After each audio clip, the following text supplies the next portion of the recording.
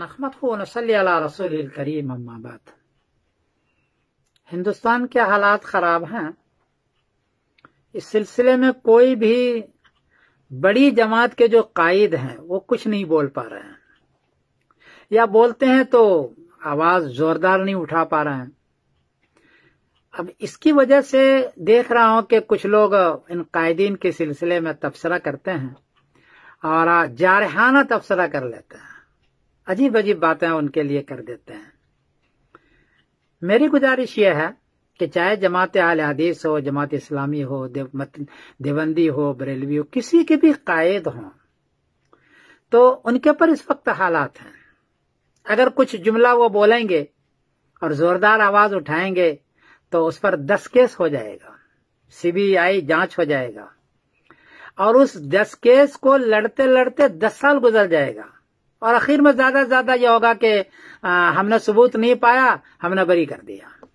لیکن اس 10 سال میں جو ان کو پریشانی ہوگی، جج کا، وکیل کا، کورٹ کا جو دھکا کھانا ہوگا، کتنی پریشانی ہوگی۔ وہ خود پرابلم میں ہوں گے، اس کی جماعت پرابلم میں ہوگی، اس کے گھر والے پرابلم میں ہوں گے، اس کا ادارہ برباد ہو جائے گا۔ کوئی بھی سمجھدار آدمی یہ سمجھ رہا ہے اور وہ جانتا ہے کہ ہمارے پر یہ ایک بولنے سے یہ حالات آ جائیں گے، اس لیے بیچارے وہ خاموش ہے۔ ایسا نہیں کہ ان کو درد نہیں ہے، یہ بھی نہیں کہ وہ سمجھتے نہیں ہیں، ایسا بھی نہیں کہ وہ بزدل ہیں، اور یہ بھی نہیں ہے کہ وہ خیرخواہ نہیں ہے امت کے، سب ہے، لیکن حالات ہوتے ہیں۔ ان حالات کی وجہ سے یہ بیچارے نہیں بول پاتے ہیں، یا بولتے ہیں لیکن زوردار آواز نہیں نکال پاتے ہیں۔ اس لیے میں تمام مسلمانوں کے خدمت گزارش کر رہا ہوں، 2 گزارش کر رہا ہوں۔ ایک تو یہ ہے کہ جارحانہ تبصرہ نہ کریں آپ، اس سے ان کی ہمت ٹوٹ جائے گی، پریشان ہو جائیں گے، اور وہ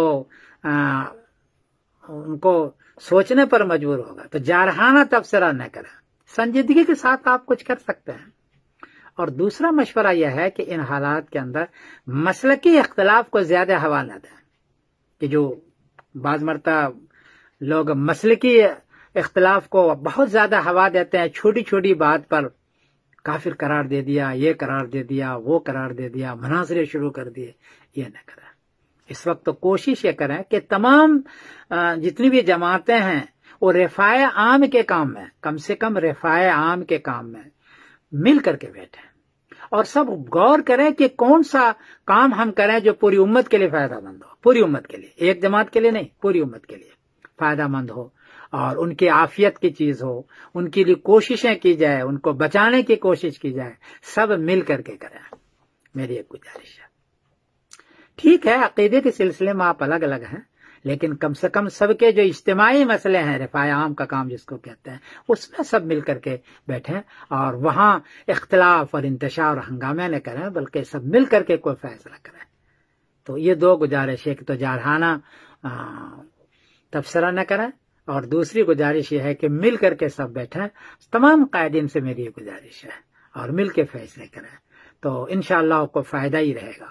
میں تمام حضرات کے خدمت میں گزارش کر رہا ہوں۔ میں سمیر الدین قاسمی بول رہا ہوں مانچسٹر انگلینڈ سے۔